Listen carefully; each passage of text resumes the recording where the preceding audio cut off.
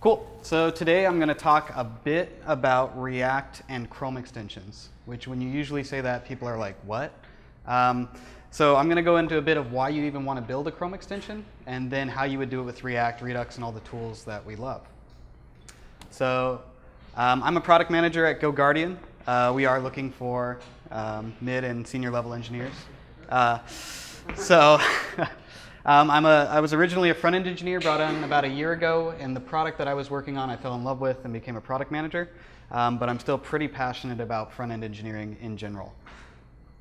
So GoGuardian is an ed tech startup. We affect over 2 million students a day, actually, and we do it all through a Chrome extension.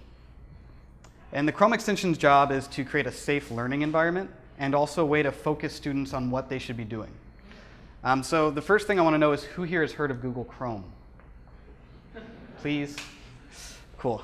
Who here has used it? Thank you. Who here has used an extension in it? And who's built one? Awesome. That's actually really cool.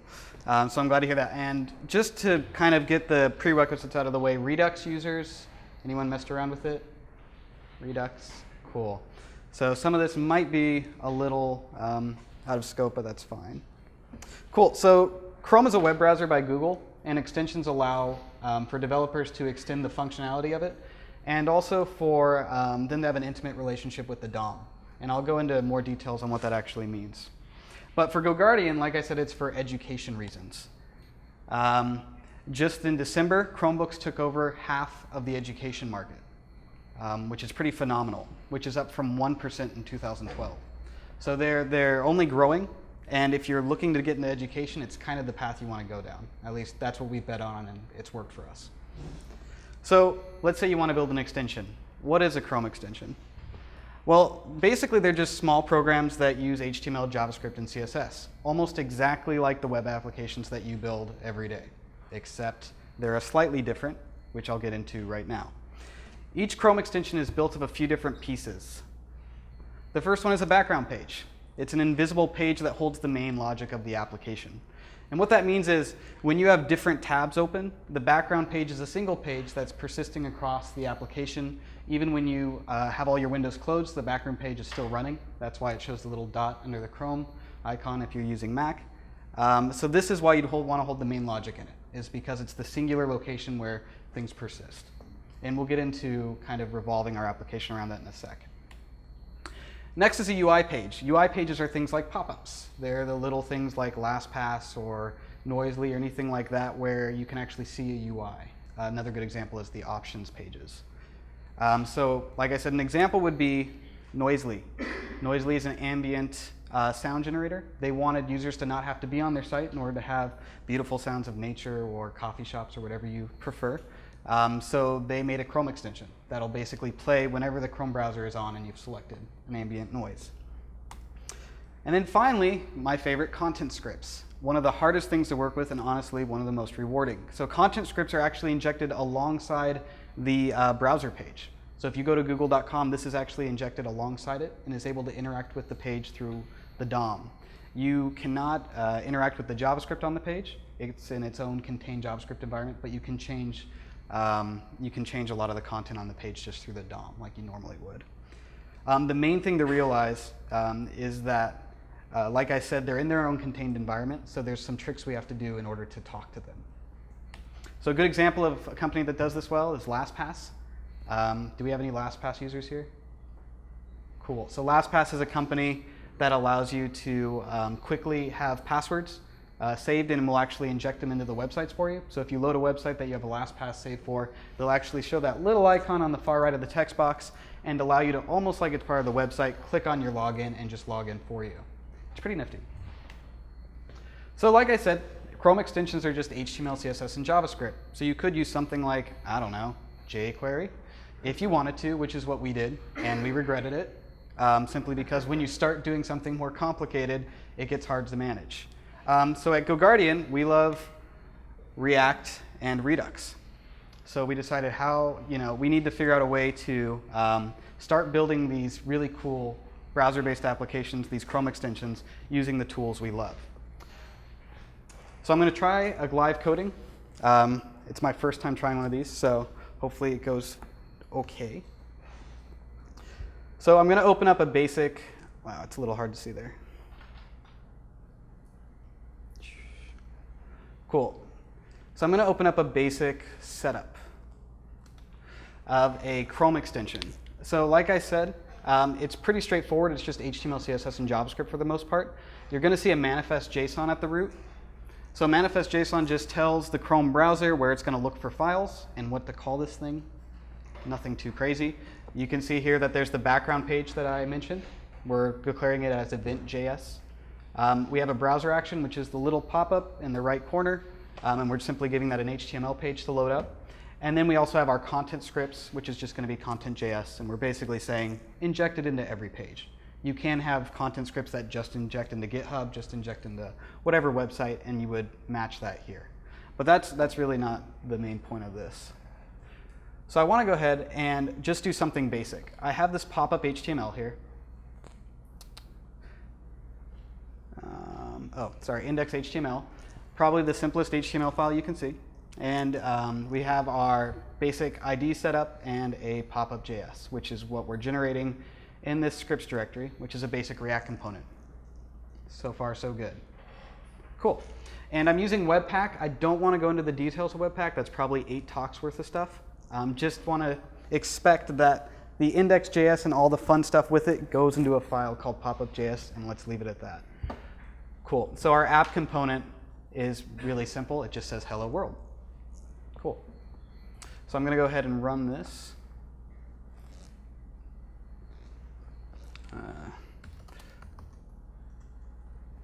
And I basically have a single gulp file that's just going to run all the different Webpacks for us in each directory.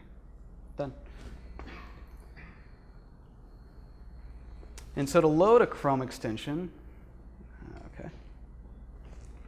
I can just go to my extensions page, make sure developer mode is turned on, and then just do load unpacked extension. And there we have, want to make sure we're in the right directory, so basic, and then our build folder. Like I said, you can see there's a content.js, event.js. Like I said, they magically get there with Webpack. I don't want to go into the details because I don't understand it. And our pop-up.js. So if we select that, it looks like we're missing something. You can see in the top right here that we now have our example plugin. And when we click it, hello world. So that's actually React running in the Chrome extension. Now, if we want to just quickly test whether it's still working, or if I'm not lying to you, essentially, go ahead and click it, or let's make sure we're watching it.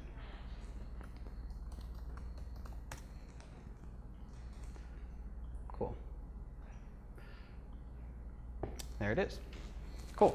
So I was super happy when I first did this. I mean, I had read, cool, it's HTML, CSS, JavaScript, so we could easily use React in it, right? But sadly, it's not that simple. And I'm going to show that right now, actually. Before that, I just want to show you a content script. So content script has the same idea. The only difference is that, like I said, we're working in a contained environment away from the page's JavaScript, but we can still talk to the DOM. So before we can actually use React in these content scripts, I'm injecting a node that we can attach to at the top of the page. That's it. Same thing, just an empty app component, but let's go ahead and just do something simple like hello React. Save that. We should have our watch running, so I'm just going to reload it. And when I open up even a new page, you can see it was injected at the top. Cool. So we now have React running inside the web page. We have it running in our pop-ups. And our background page is running, but it's not doing anything. It's just an empty JavaScript file. So I wanted to do a basic experiment when I was first working with this. So I said, OK, I'm in my content script. I'd love to count the number of clicks that the user does on a web page, any web page. So you start like the basics that you're used to, right? And then you can say, when someone clicks on the page, I want to set my state and add a count.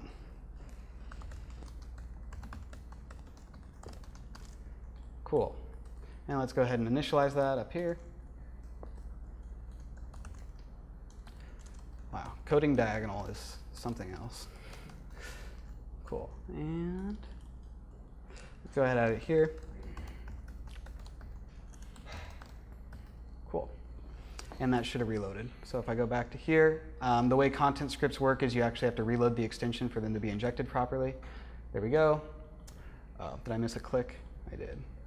Yep, right there. Cool.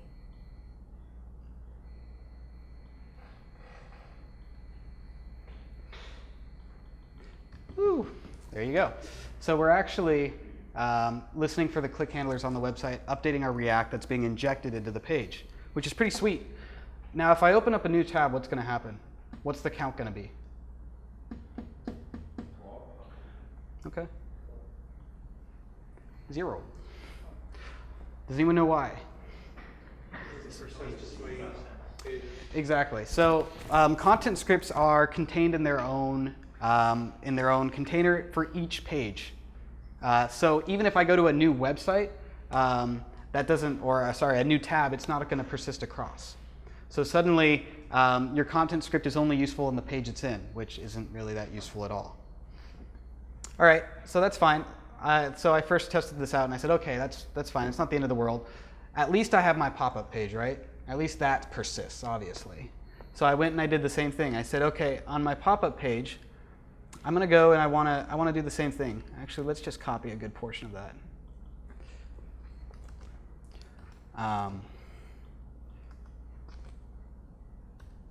Cool, but instead of on a click handler, let's just do on an interval.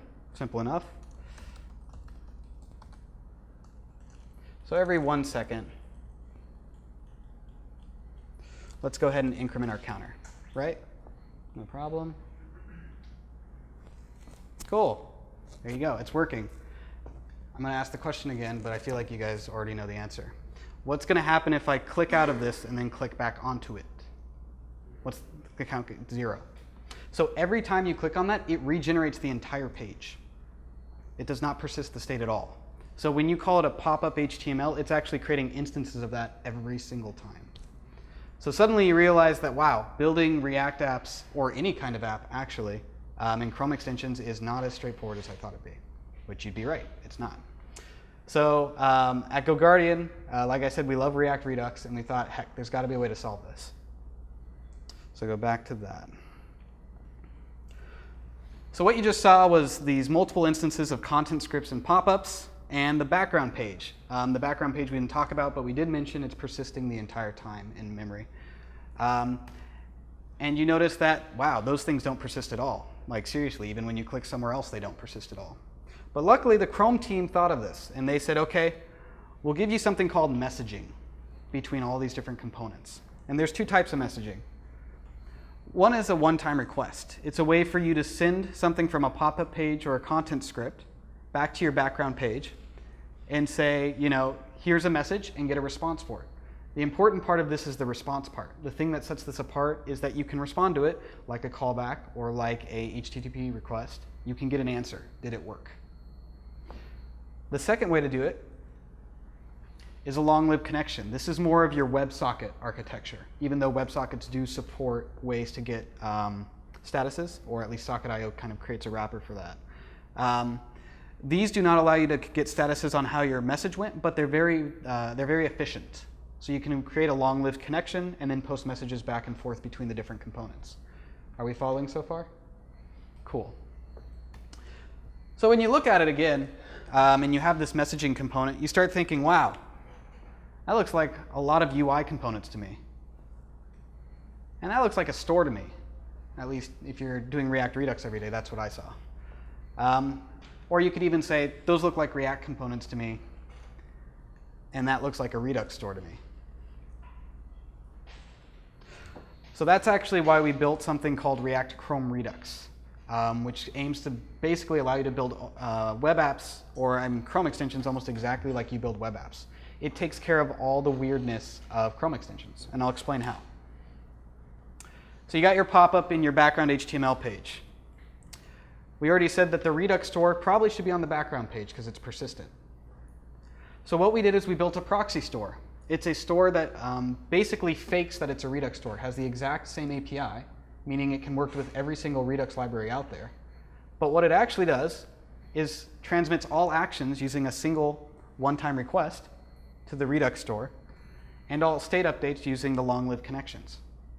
So you have this store that looks like a Redux store on the pop-up or on the content script, when in reality it's just proxying all of its requests to the real store in the background page.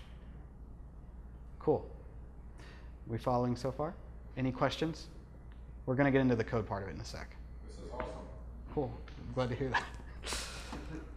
Cool. So how would you get started with it? The first thing is the background. So all you're going to include is wrap store. That's it.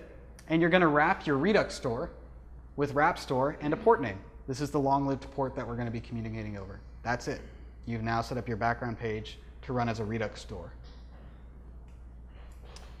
In your pop-up, you're going to do something just as simple. You're going to create a new proxy store, and you're going to give it the same port name to communicate over. I included a provider example from React Redux. Because it has the exact same API, the proxy store, you can use it like it's an actual Redux store.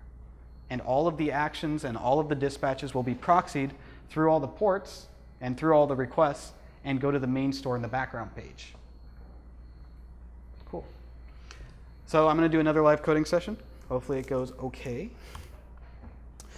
Cool. So first thing I'm going to do is clean this up so that we don't have our old data blocking us. So let's go ahead and remove this. And go ahead and kill this. And I believe it's called clicker. So same idea. We want to get all the clicks on all the web pages, but we want to keep an actual count of them. And we want to show that count in the pop-up as well. So we want this to be like a seamless UI of counting clicks. And I tried to sell it on the web store, and it just didn't take off, but that's fine. The market wasn't right. Cool. So I'm going to go ahead and go back to clicker. And the reason there's these key files here, this is available on GitHub. I'll give you guys a link with all the completed code. Cool.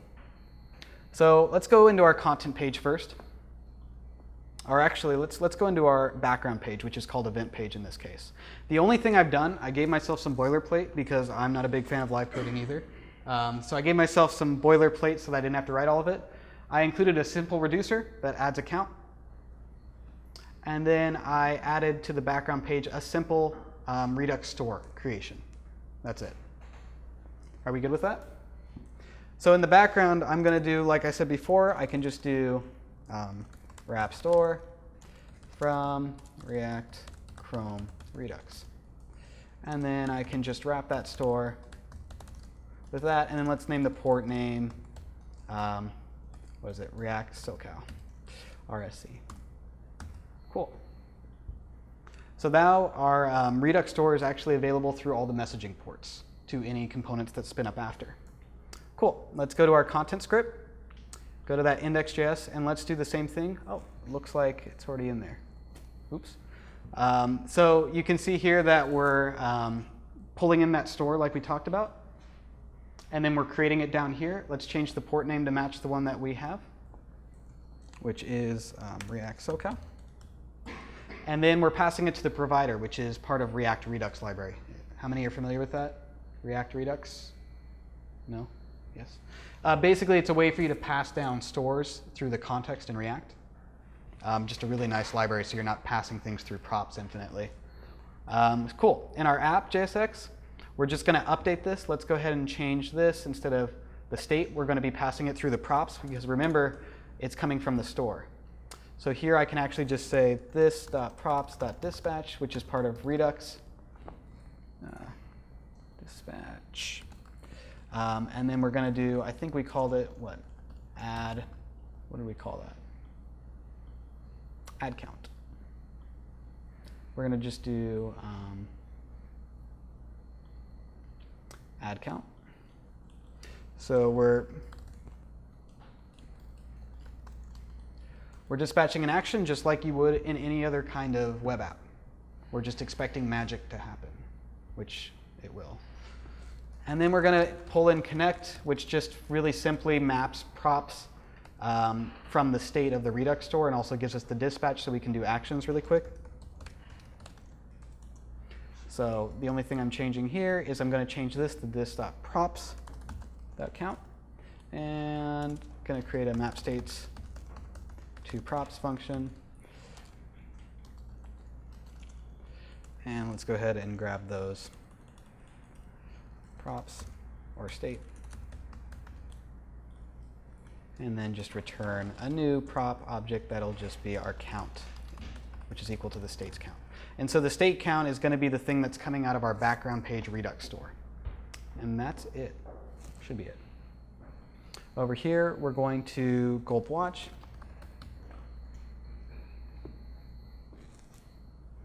Cool. And let's go ahead and reload that extension from here. Clicker, build. Okay, and if I go here, oh, did I not do something correctly? Oh, I didn't wrap the app.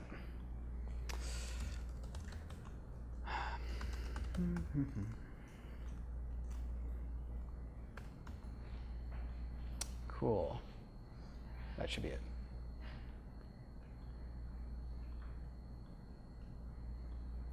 Cool. So I'm getting my count like normal, but now if I open up a new page, it's the same number.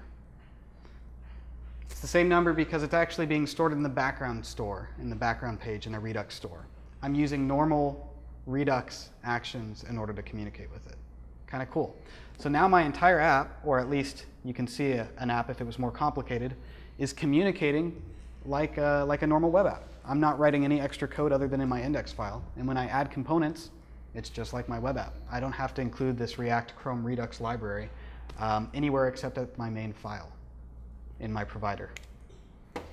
And so we can do this same idea. I'm going to go ahead and steal code like I did the first time with this proxy store here. Actually, I'll just take,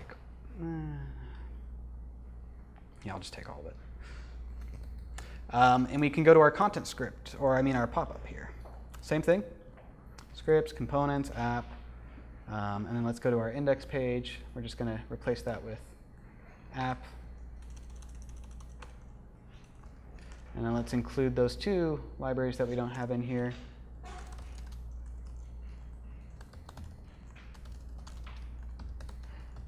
Cool.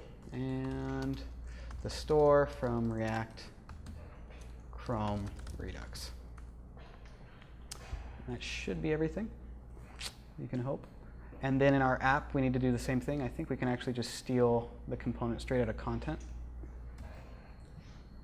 except for that middle function, which we'll take care of. Cool. And then we don't want to actually listen for clicks in that. We could. It wouldn't actually. You know what? We'll do it. Why not? It should work fine. Cool. And so I'm going to go ahead and actually, I don't think I need to reload it. So if we look here, there it is, the same count. Click that. Notice they're both going up. And if I go back out here, do that, right? And like I said, the content scripts are injected anywhere. So even if I were to go to some website like GitHub, oh, well, that's not fun. Assume that the same stuff would be up above there. Because it would, I promise. Cool. The things that I didn't go over in this talk, in sake of time, async action handling. I didn't want to go too deep into this, but basically because the actions are created on the content script and on the pop-up side, the async actions you need to actually handle in the background, so we allow a way to build aliases. So when you see a certain action come in, you can actually transform it into an asynchronous action and then process it. And that's what the custom dispatch resolvers. So just like when you're using React Thunk or some kind of library to deal with asynchronous actions, we can actually return the response of that back through that message to allow you to seamlessly say this.props.dispatch, then this, catch this. So you can actually show error messages without any weirdness of knowing where the errors are. You don't need to store them in your store or anything like that. Like I said, this is all publicly available under React Chrome Redux. And you can also see all the examples here, the runnable and the clean versions in that directory. Cool. Thanks, guys.